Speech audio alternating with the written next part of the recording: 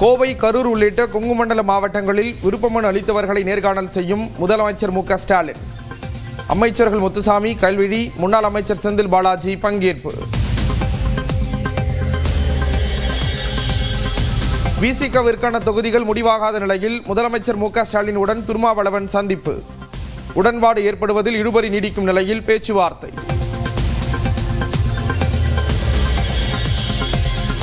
காங்கிரசுக்கு கூடுதல் தொகுதிகள் ஒதுக்கப்பட்டதை ஒப்பிட்டு திமுகவிடம் கூட்டணி கட்சிகள் பேச வேண்டாம் என செல்வ பெருந்தகை காட்டம். 100 எம்பிக்கள் வைத்து இருக்கும் பெரிய இயக்கம் காங்கிரஸ் என்றும் பேட்டி. ஏற்கனவே பல முறை சொல்லிட்டான், எங்களை நீங்கள் ஒப்பிட்டு பேச வேண்டாம். எங்களை ஒப்பிட்டு 110 தொகுதியில் நின்றவங்க இன்னைக்கு நாங்கள் 28 தொகுதியில் நிற்கிறோம். எங்களுக்கு எவ்வளவு வேதனை இருக்கும்? அந்த வேதனை அவங்க புரிஞ்சுக்கணும்ல. நீ காங்கிரஸ் கொடுத்தா 41 கொடுத்திருக்காங்க, 63 கொடுத்திருக்காங்க.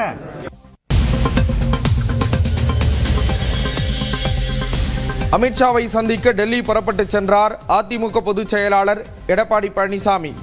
பாஜகவுடனான தொகுதி பங்கீடு தொடர்பாக பேச்சுவார்த்தை நடத்த உள்ளதாக தகவல்.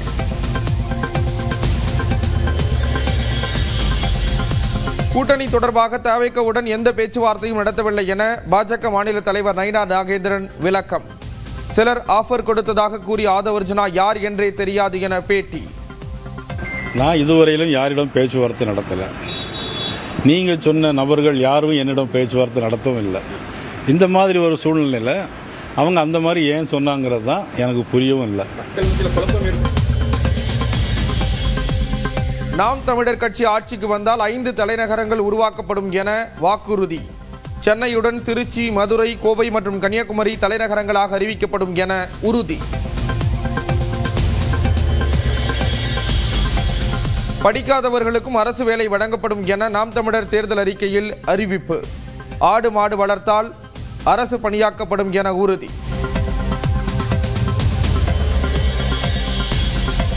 உழவர்களை அரசு ஊழியர்களாக மாற்றுவோம் என சீமான் வாக்குறுதி. மாதந்தோறும் ஓய்வூதியம் வழங்கவும் திட்டம்.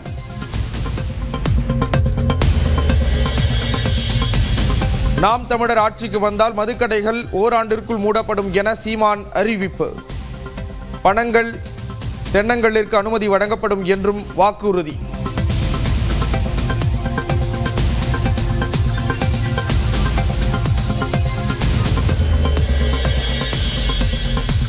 டார்ச் லைட் சின்னத்தில் போட்டியிடுவதில் உறுதி காட்டும் மக்கள் நீதி மய்யம்.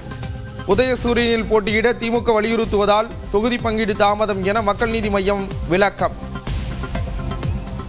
சின்னத்தை பொறுத்தவரையில் திராவிட முன்னேற்ற கழகத்துடைய சின்னத்தில் போட்டியிட வேண்டும் என்று அவர்கள் கோரினார்கள். எங்களுடைய தனி சின்னத்தில் தான், தேர்தல் ஆணையத்திலிருந்து பெற்ற சின்னத்தில் தான் போட்டியிடுவோம் என்பதை நாங்கள் வலியுறுத்தினோம்.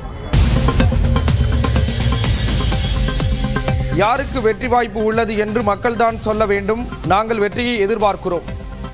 சென்னை விமான நிலையத்தில் மக்கள் நீதி மய்யம் தலைவரும் எம்பியுமான கமல்ஹாசன் பேட்டி. வெற்றி வாய்ப்பு எப்படி சார் இருக்கு?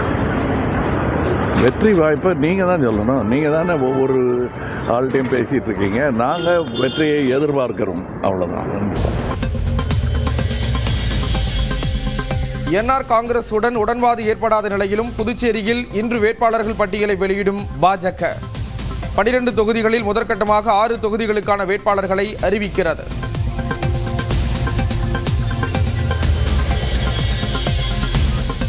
கேரளத்தின் தர்மடம் தொகுதியில் வேட்புமனு தாக்கல் செய்தார் முதலமைச்சர் பினராயி விஜயன். தர்மடம் தொகுதியில் 3ஆம் முறையாக போட்டி.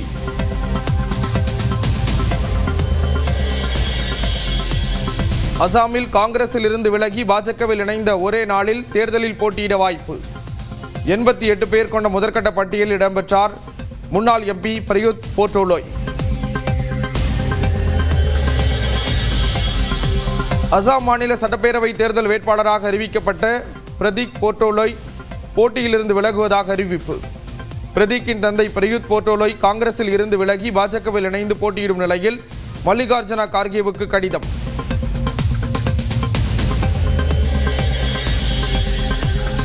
சேலம் அம்மாப்பேட்டையில் கத்தி போட்டு யுகாதியை வரவேற்ற மக்கள்.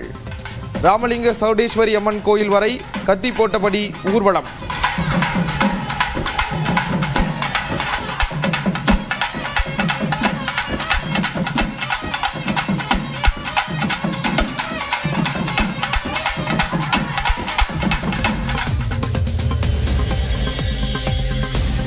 சவரனுக்கு 2160 ரூபாய் குறைந்த ஆபரண தங்கத்தின் விலை. 1 கிராம் 14,300க்கும், 1 சவரன் 1,14,400 ரூபாய்க்கும் விற்பனை.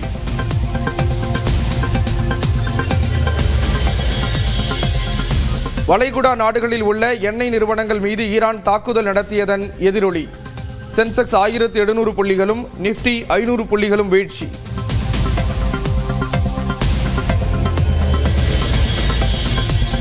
தமிழ்நாடு புதுச்சேரியில் மேலும் 6 நாட்களுக்கு மழை நீடிக்கும். வானிலை மையம் கணிப்பு.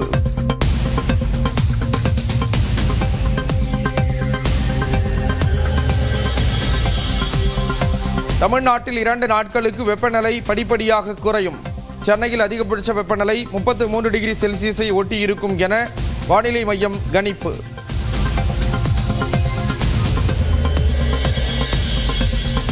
மேட்டுப்பாளையம் அருகே அன்னூரில் 12 மணி நேரம் கடந்தும் கரையாத ஆலங்கட்டிகள். பயிர்கள் பாதிக்கப்படுவதாக விவசாயிகள் வேதனை.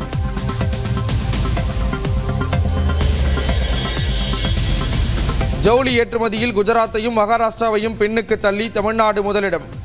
4 ஆண்டு திமுக ஆட்சியில் 29% வளர்ச்சி பெற்றுள்ளதாக முதலமைச்சர் மு.க. ஸ்டாலின் பெருமிதம்.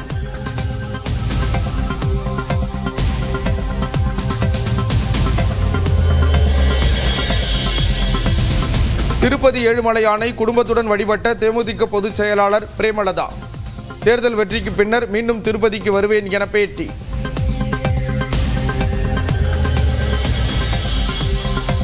தூத்துக்குடி மாவட்டம் விளாத்திக்குளத்தில் +2 மாணவி கொலை வழக்கில் குற்றவாளி கைது. ராமநாதபுரம் மாவட்டம் சாயல்குடியைச் சேர்ந்த தர்மமுனீஸ்வரனை கைது செய்த காவல்துறை.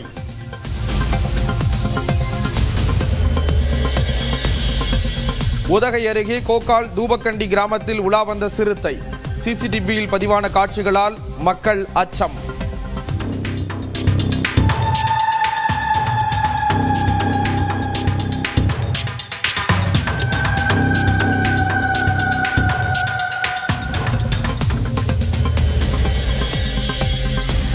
தேர்தல் நடத்தை விதிமுறையால் களை இழந்த பாவூர் சத்திரம் கால்நடை சந்தை. ரம்ஜானை ஒட்டி ஆடுகள் வாங்க வந்த வியாபாரிகள் ஏமாற்றம்.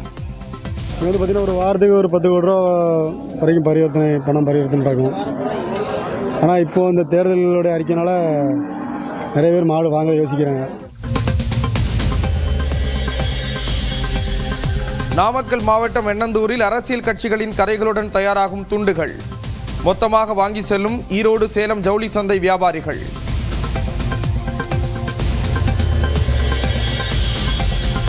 சென்னை சென்ட்ரல் போடி இடையே இன்று முதல் வாரத்தின் 6 நாட்களுக்கு ரயில் சேவை. 3 நாட்களே இயக்கப்பட்டு வந்த ரயில் சேவை அதிகரிப்பு.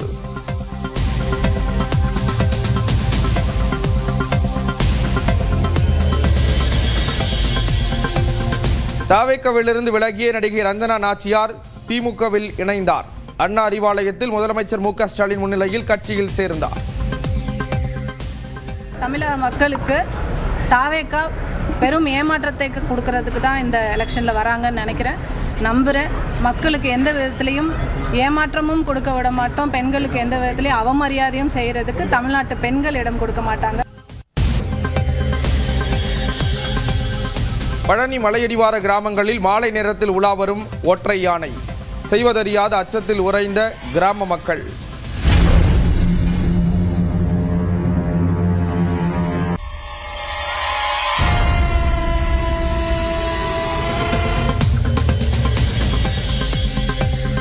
இந்தியாவின் கச்சா எண்ணெய் இறக்குமதி விலை 2 மடங்கு உயர்வு. 146 அமெரிக்க டாலர்களாக உயர்ந்ததால் பெட்ரோல் டீசல் விலை உயர வாய்ப்பு.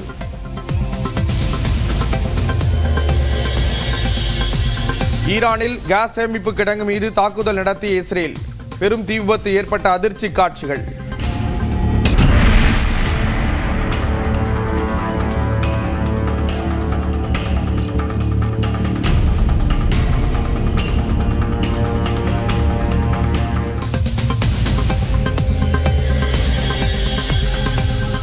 கத்தாரில் உள்ள உலகின் மிகப்பெரிய LNG ஆலை மீது தாக்குதல் நடத்திய ஈரான்.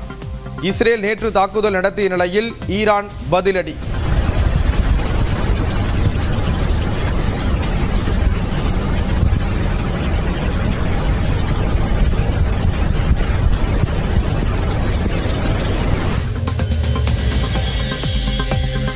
பாகிஸ்தானின் தொலைதூர பாலிஸ்டிக் ஏவுகணைகள் அமெரிக்காவை தாக்கலாம். சீனாவும் பாகிஸ்தானும் அணு ஆயுதங்களை தயாரிப்பதாக எச்சரிக்கும் அமெரிக்க உளவுத்துறை தலைவர்.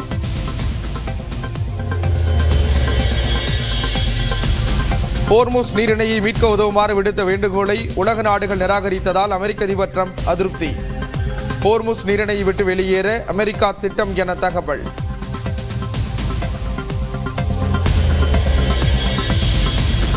அமெரிக்காவின் கடன் 3600 லட்சம் கோடியாக உயர்வு.